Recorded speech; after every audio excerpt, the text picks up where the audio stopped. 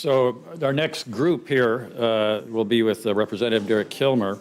And certainly appreciate it. Actually, I can't resist telling my great-grandfather's story as well. I got a gift from my mother when I was maybe 18 or so, which was my great-grandfather's immigration papers framed in a document. He came in, I think, about 1883. And I was 18 at the time, and I didn't care. I said, thanks, Mom, and she gave it back to her, and I didn't see it again for about 20 years, maybe 30. And then when I was about probably really closer to 55, I got this thing from my mother again, and I saw it. I said, well, that's really interesting, you know. I cared about history at that time. He said, yes, Freddie, and he worked in a sawmill till he was 80 years old, and here you are in forestry. So anyway, I also have sawdust in my blood, but I didn't know it for about 55 years of my life. So anyway, I have spent much of my career since as a forest economist, looking at markets. I'm a co-director of the Southern Forest Resource Assessment Consortium, which is a market supply co-op, the only one in the United States. And we've been exploring management intensity, forest productivity, and utilization. And certainly there's things we know about markets and private landowners. Most non-industrial private landowners do not have timber and timber management as their primary goal, but when they have mature stands, almost 2/3 of them actually do harvest timber when they have that opportunity.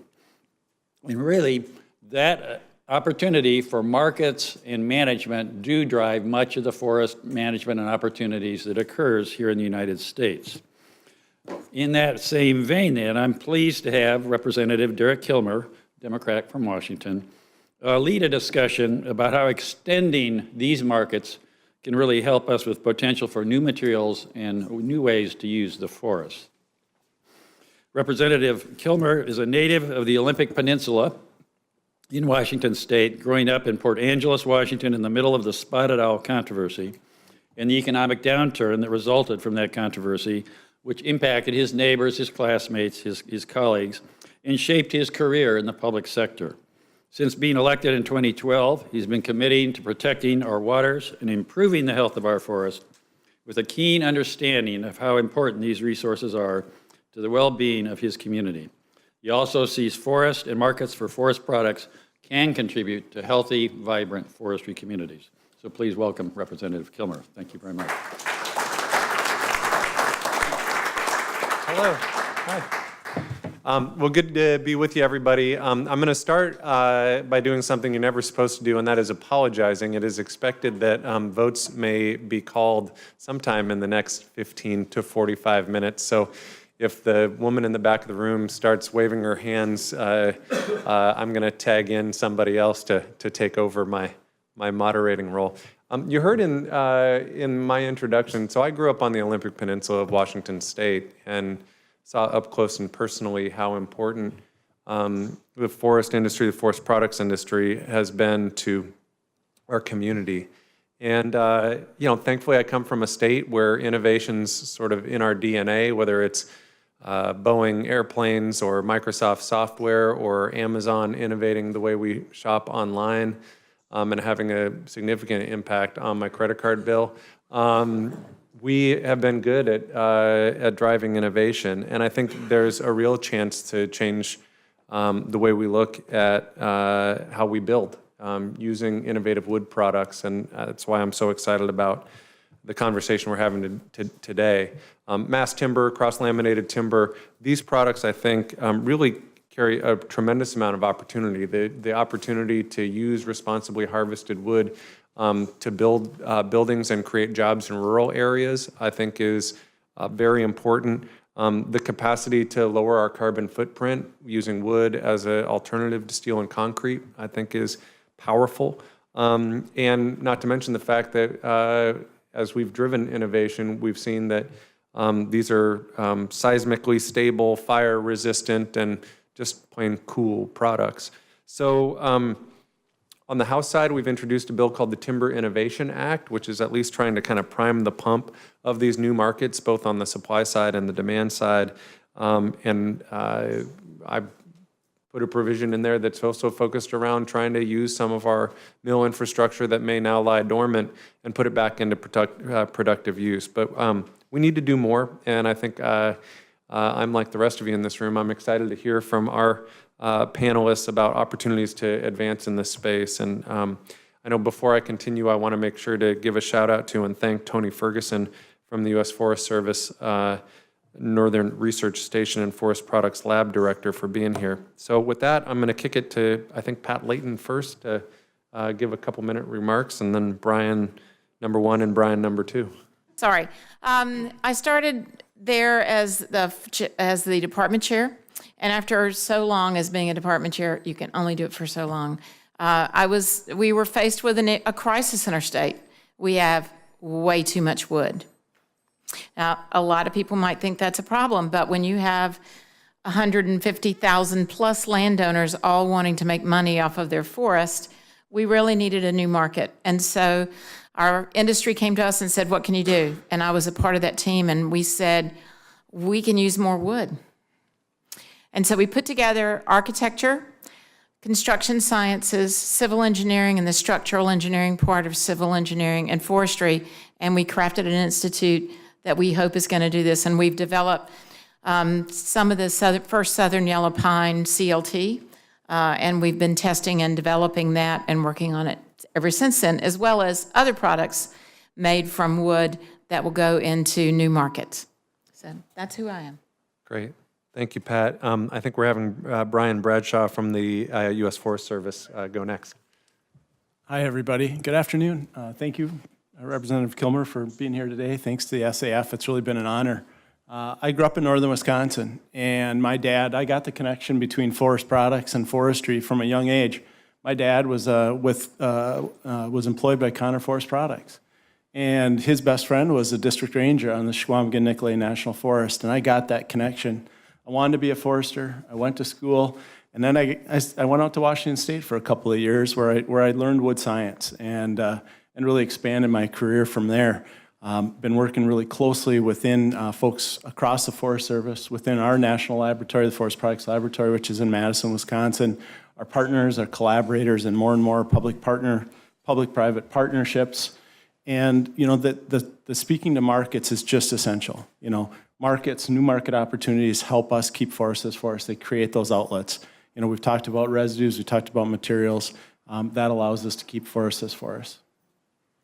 And finally, we have Bryan Hulka from Weyerhauser.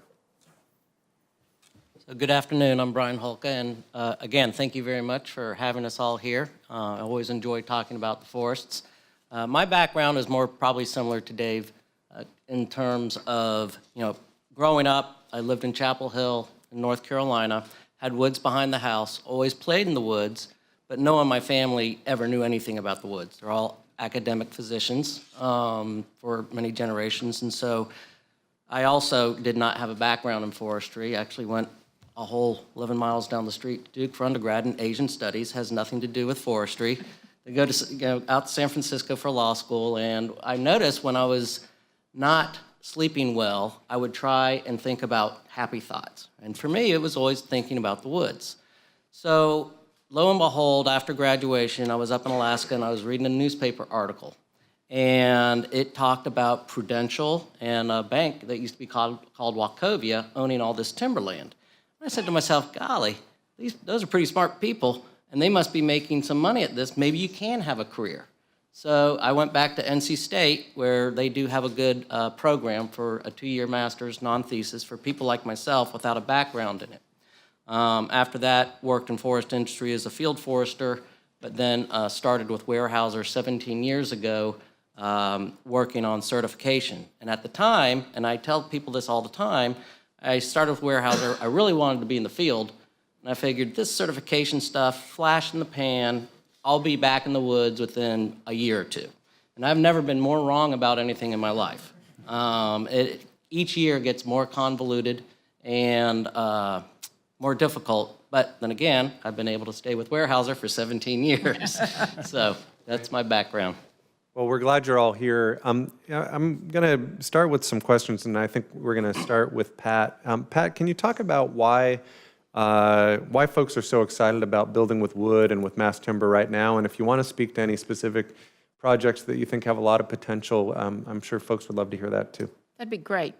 Well, I think that it's a new day for architecture. I think it gives you a lot of creativity, and so when I work with architects, I think, and Thomas was a great example of it. It's a great creative outlet. It has a lot of potential that we haven't thought about and we haven't actually trained architects in almost 100 years. So we have the creativity side of it. I think for us in forestry, it's great because we want the new marketplaces and we see it.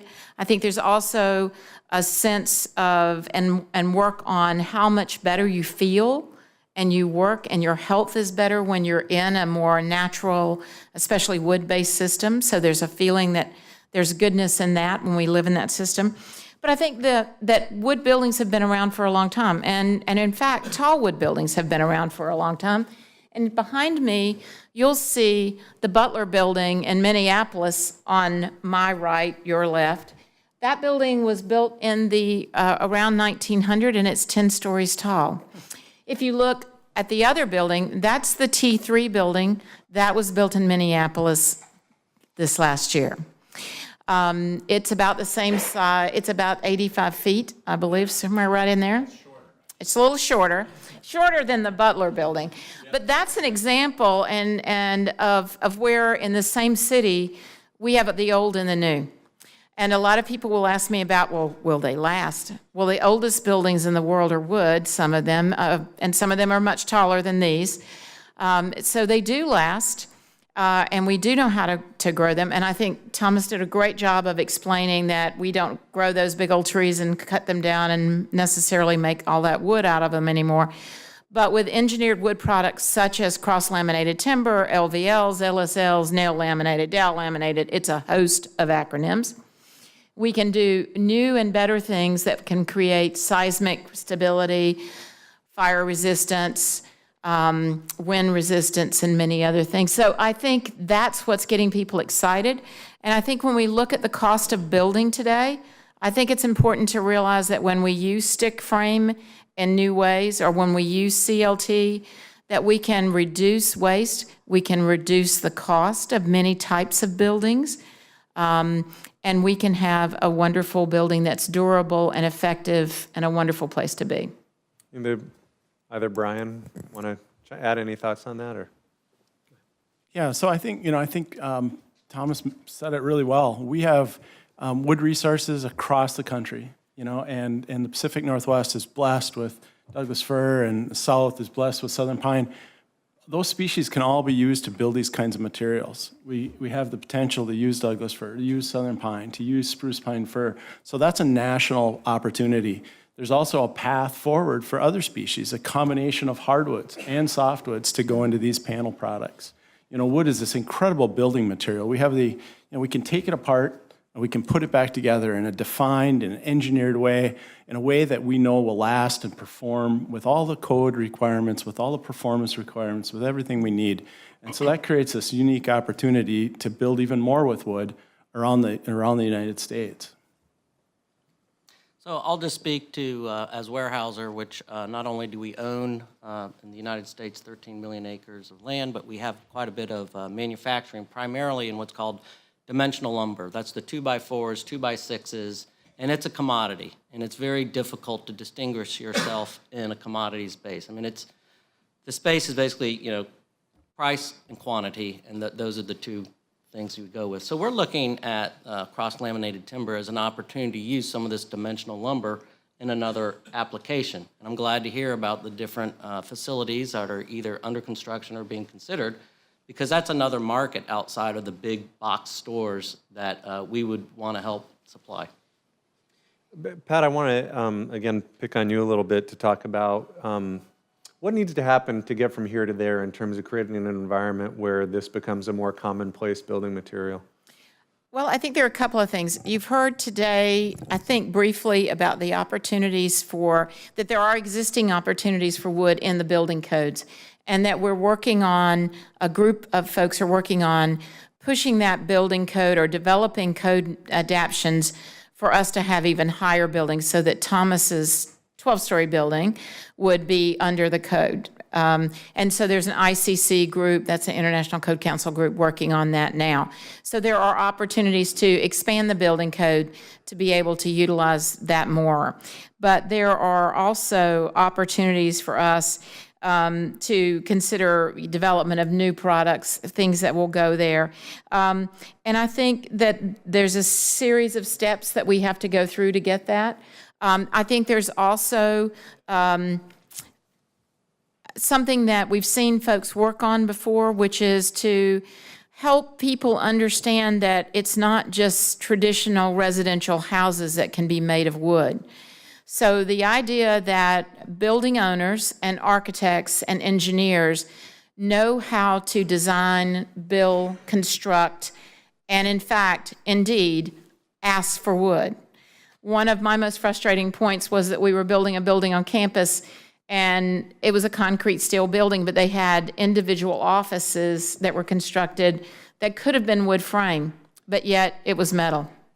And I asked the architect, I said, so why didn't you specify wood? And I said, we could have done that, right, in that office suite. And he's like, of course, but nobody asked me to, so I didn't choose to do that. And so there are groups like Woodworks and Rethink Wood that are helping to train folks.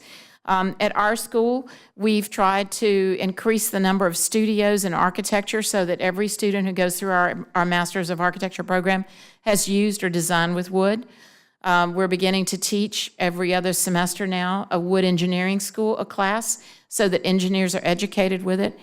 But more important, we're trying to, and many of us across the country, including some of, like Thomas is doing, what he is doing, is talking with the people who want to build buildings and educating them that it's okay to have wooden buildings and to ask for wood.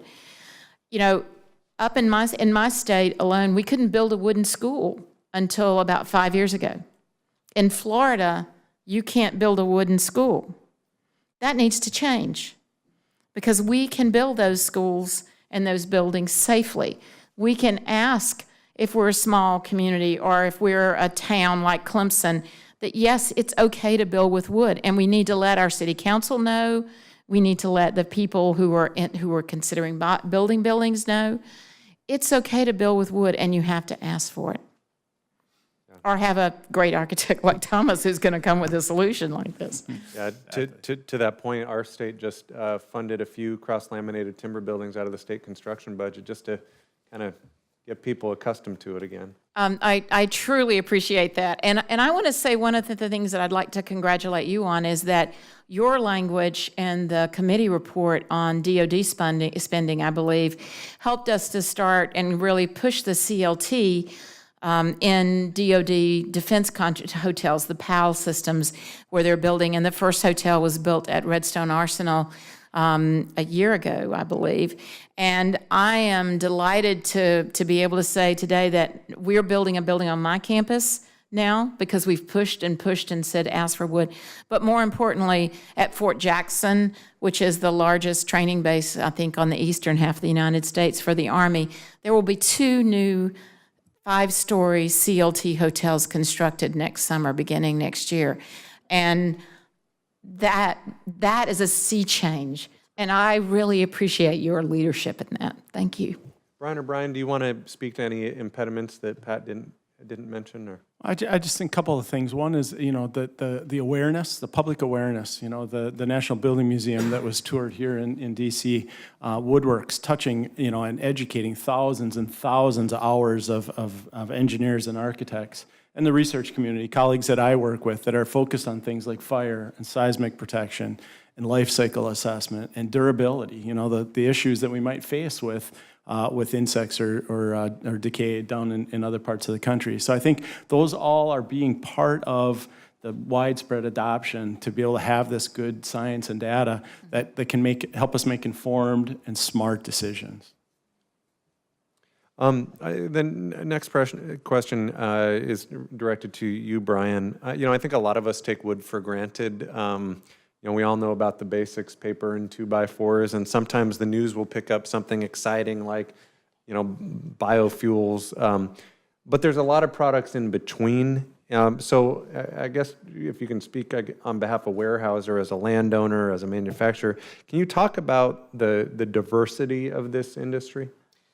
Sure. So being from North Carolina, historically we're called the Tar Heel State, and that has to do with naval stores. Because once upon a time, boats were all made out of wood, and you need to keep them together with pitch, tar, and turpentine. And North Carolina was a very robust industry there, and that's why we have that. Now, technology's obviously changed, but we're still using wood in a lot of different ways. And people don't realize that pulp mills still produce a lot of turpentine and other chemicals that are used in paints and things like that. I think also people don't realize, we've heard mention of the residuals market, which our sawmills certainly feed into. That's everything from bark that you get to landscape with, to shavings, which can go into either other wood products like medium density fiberboard, or actually a lot of folks, certainly in rural areas, will use shaving and sawdust for chicken litters and big chicken houses, likewise with turkey and horse stables as well. So I think it's that whole values chain, and that we really do not waste anything out of a log. We don't, only thing we burn is for our own consumption or for making steam. So I would say, again, for us as a company, we have focused on being able, as I mentioned, lumber being a commodities market, we can differentiate the strength properties, and so maybe that's an area that we can focus on. Some of the appeal to this, from where I sit, is also just the potential positive impact on forest health. Can each of you say a little bit about the role that innovation, both in new and in established markets, have played in the sustainability of our forests and maintaining healthy forests? Well, sure. This is an innovative industry. Innovative folks, innovative manufacturers, scientists and researchers. One of the things that kind of comes to mind is we now have the ability, and we've been kind of assessing the quality of wood for a long time. Visual grading, that's based on understanding wood properties. The more that we can do that, the better off we're going to be. So there's been advances in companies like Weyerhauser, machine grading that can structurally assess the performance of lumber by using machine. And those kinds of things are important in these advanced building materials. But there's some innovation that's coming forward that's ready for demonstration that our engineers and scientists have been working on, where you can start to measure the structural quality at the log level, or even as the tree is being harvested. So when it comes to forest health and forest restoration kinds of things, decisions can be made based on properties of the performance of the material itself. So that those trees that are adequate diameter, but also all structural, can be perhaps targeted toward lumber and lumber applications.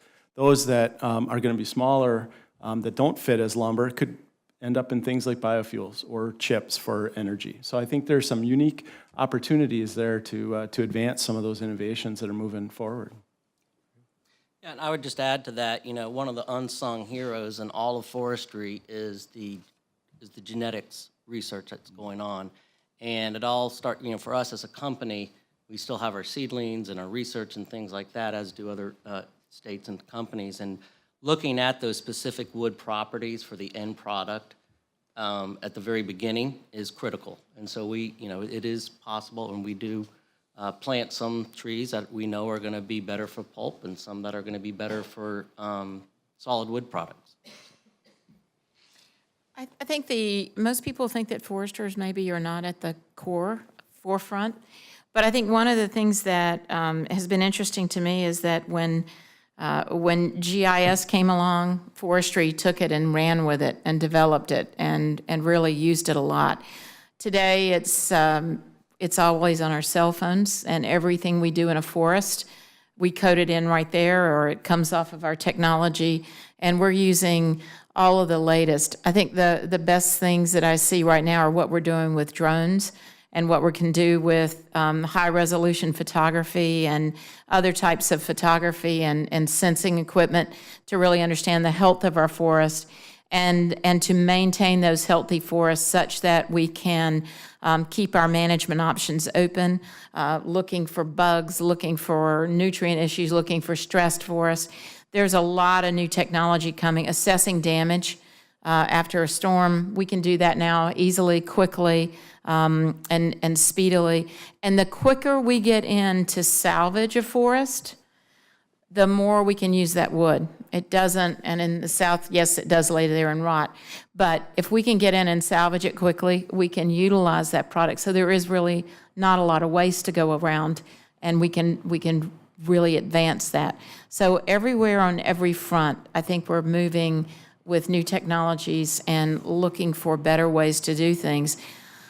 But when we look at how fast our mills are moving, our mills are really advancing very fast and debottlenecking and really understanding what we're doing. And so there are things that I see in the future that are going to come, but some of them are already here today, just waiting for those next steps to come along and make it really outstanding. Super. Bryan, I wanted to ask you, we've been talking a lot about innovation in this space, driving new innovations. Talk about the role of the Forest Service and the Wood Products Lab and the role it plays in developing and supporting that innovation. Thanks. The Forest Service, our national laboratory has been around for over a century. Initiated in 1910, we've been working on innovation that have supported war efforts, but have also supported a lot of improved utilization in markets throughout the world. I think we've heard multiple times today that there's creative opportunities that healthy forests need an industry. They need markets. And healthy industry needs really markets for everything. Not just for the logs that can be sawn into lumber, but for the residues, for the chips, for the restoration, forest thinning materials. And so the Forest Service has really worked really hard to continue to stimulate that. University partners, folks like Clemson that we work with and others. Some of our unique partnerships, P3 Nano, public-private partnership, P3, is working to support increased science and markets through nanotechnology, Consortium for Advanced Wood Energy Systems. So there's these kinds of new, unique initiatives that are going forward to really advance the kinds of work that's being done. The Wood Innovations grant program is a program that funds demonstration projects, it funds applied work, it funds case studies, and it really brings together folks to advance some of these technologies that we've been really talking about today. State Wood Innovation teams have been funded, State Wood Energy teams, again, folks that are really designed to enhance, to improve awareness, but also to create and support new market opportunities that are in front of us. We've talked about some of these extraordinary innovations, and Bryan, among those innovations includes energy innovation. Can you talk about the way wood is being used to generate both heat and power? Sure. So within a facility, of course, especially in pulp mills, they will have their own steam generating capacities. But one thing when we talk about new markets, there has been a huge increase in the international market for energy. We've seen it in the southeastern United States with pellets going overseas to Europe to help fulfill their Kyoto Treaty. Also, we're seeing energy sources coming up, and again, Asia will become a huge market and a big player as they move forward with their commitments. Pat or Bryan, do you have anything you want to add on that? Yeah, well, after you, Pat, I've had enough. I was just going to say, energy is a big player, but I think there's some even more unique things coming down the world. We are a big believer in nanocellulose, and in our International Center for Automotive Research, we're utilizing that nanocellulose produced from trees to start work on the next generation of cars and utilizing those materials there. Additionally, we have research going on right now where we're taking lignin from the recovery boiler in a pulp mill, and we're trying to turn those into carbon fibers that can be made into biocomposites or to strengthen any type of systems that we need. Carbon fibers are a new, incredible way to do that. And if we can do that from a pulp mill recovery boiler, it will be incredible. And because it is a co-product, I think it's a nice way to get it done and get it done in a very inexpensive manner. So we've been working on purifying lignin from recovery boiler streams, and we don't really know a lot about lignin, but it's not one thing, and we've got to come up and find it. So I look forward to all kinds of work that we need to get done in the near future. So, Bryan, I'm going to let you answer, and I'm going to tag in my backup because they've called votes. This is why we can't have nice things. But thank you very much for letting me be a part of this discussion, and Bryan, I'll kick it to you. Thank you very much.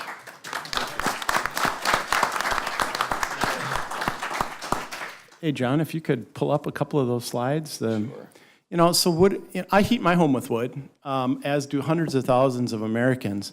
But we've gone way beyond that from a wood energy standpoint. Here's a couple of examples.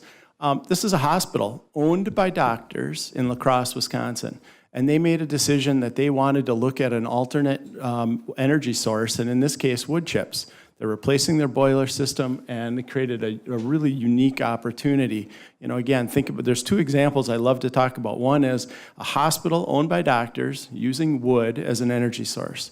The second is a fire hall in Gresham, Oregon, that is in a mass timber type building. So we can protect our firefighters and we can keep our patients healthy with wood-based systems.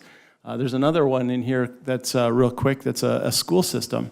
So we have over 600 institutions, and there's been hundreds of millions of dollars of investment in wood energy.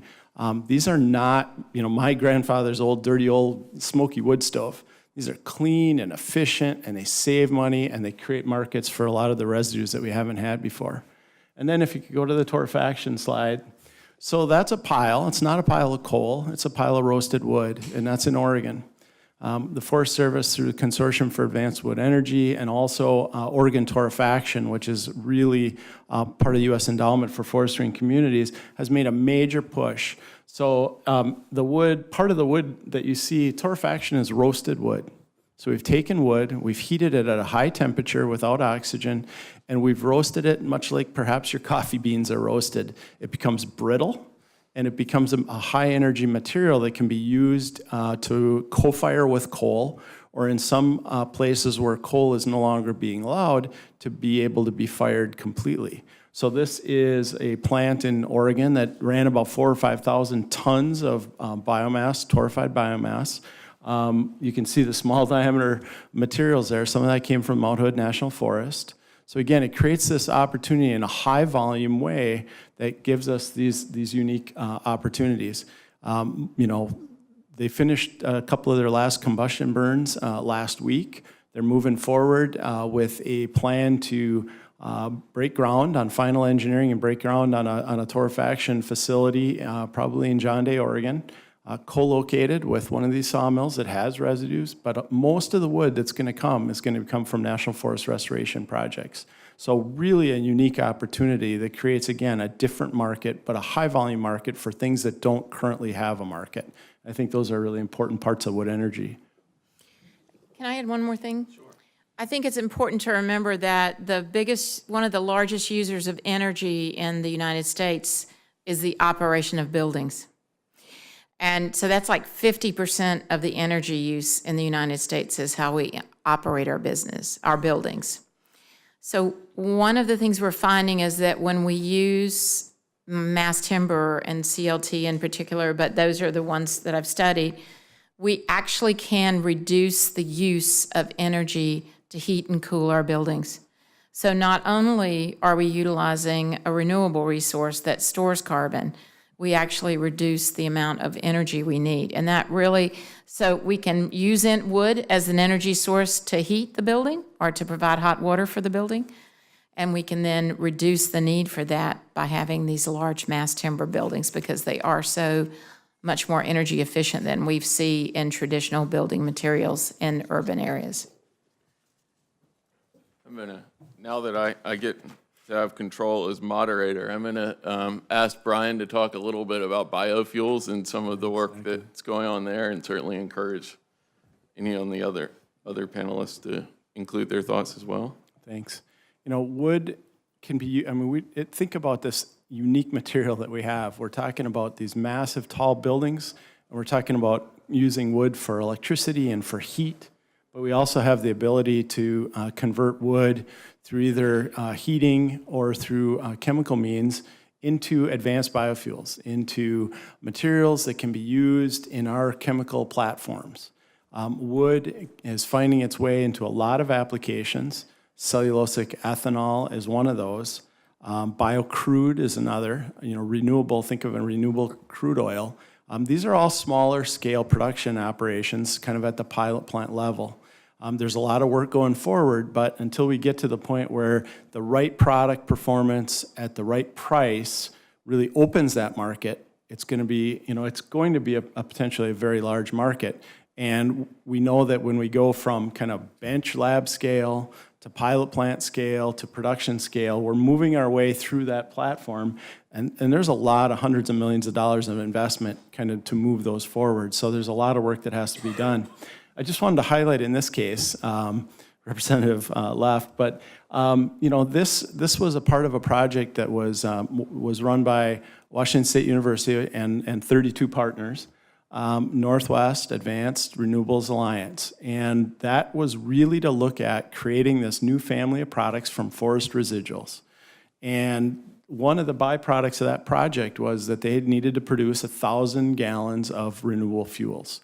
And so they did, and in this case, it was jet fuel that was used about a year ago, November of 16, so it was a 20% blend of a biofuel from forest residuals to fly from SeaTac here to Ronald Reagan National. And, a bunch of our partners were on board, and so I kind of said, hey, our friend Craig Rawlings at Forest Business Network, Craig, did anybody get nervous when you were talking about this biofuels? And he said, well, we didn't announce it in advance, but we had the demonstration right at the gate. So imagine you get to the gate, and now there's kind of a big deal. And I said, well, did they offer? He said, yep, they offered if anybody wanted to change their ticket and get on a different flight. Nobody took them up on it. So that just speaks again to the confidence, the place that we've come to in this kind of an area. So as we get to the right product performance, so jet fuel, in this case from forest residuals to an alcohol jet fuel, is now certified. So the potential exists to do these kinds of things, and there's a lot of interest from the aviation industry to as part of some of their carbon strategies to move forward. But as we get the right products at the right price, I'm confident investment will move forward and create some additional value-added markets, both for fuels, but also chemicals, to replace some of the petroleum-based chemicals that we rely on all the time. Thank you. I was going to ask Bryan Hulka, you mentioned turpentine and those types of things. So just, if there's a way you could talk about how it's, we're sort of going in a full circle here, right? We're creating new chemicals, but we've been creating chemicals for a long, long time. All right, let's see. A couple of you have mentioned nanotechnology in passing, and so I think it would be nice if one of you, Bryan, maybe you've gotten a lot of talking, but can tell us what nanotechnology means, and then all of you can talk a little bit about the benefits that it could bring to the forest. You bet. So nanotechnology is really the science based at the nano level. We talked about lumber, talked about chips, talked about pulp, keep going smaller, talked about cells, and then you get to the cell walls, and then you get to cellulose, and then if you keep with either chemical treatment or with pressure treatments, we can actually liberate nanocellulose materials from the cell walls. So we're talking about things like nanocrystals or nanofibrils, and they're incredibly small. We can't see them, but they're still they're as strong as steel at a fifth of the weight. Think about that. You can't see them. They're as strong as steel at a fifth of the weight. They have this unique potential. A human hair is something like 15,000 of these nanorods, nanocrystals wide. The head of a pin might be 150,000 nanomaterials. So as we can take these from natural materials and produce them at a larger scale, I think that we create this new and unique opportunity for all sorts of different products. And I'll let these folks jump in a little bit because they've been working on some of these products, and then I can come back and share some of the work that's going on in concrete. I was just going to say, we're actually utilizing the nanofibers to, by an application that blows them in and creates a foam-like system so that they can be molded into new products that are incredibly strong. It's very important as we lightweight vehicles so that they become more energy efficient. We have a whole project where we're working on lightweighting vehicles on that issue. And I know there's been some work done in Japan on this also. So it is a global advance, moving very fast. And again, it's a renewable product that we can turn into this very strong, very effective new feedstock for production of materials that we use or will use in our future.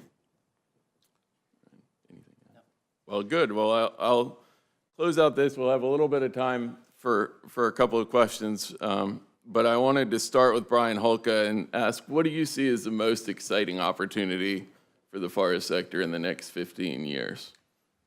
Well, again, the forest sector has been around for hundreds of years. And, the forest sector's been around for hundreds of years, and I'm just glad to see it continuing to evolve.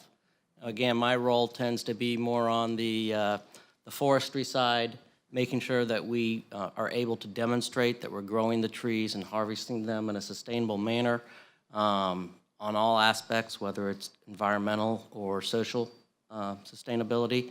But I'm glad to see that there's so much more research across not just the United States, but in other countries as well, looking for this wonderful renewable resource that we as a country happen to be very good at growing and bringing to market. I think that as technology has changed our lives greatly, I still grew up in the time of black and white TV, and things have moved. I think that the technology is changing so rapidly now that I'm excited. I started work as a forest geneticist, breeding trees and planting trees. And something that struck me today is something, Thomas, that you said. It's that connection of the tree to the building. And it makes people more, it's impactful when they understand the tree and the building they're in. And so I think that that's one of the things we have to understand, and that all of us have to understand, is that the tree in our yard, the tree in our neighborhood, the trees in our forest can potentially not only be just there to be beautiful and provide the ecosystem we love, that they make and touch our lives every day.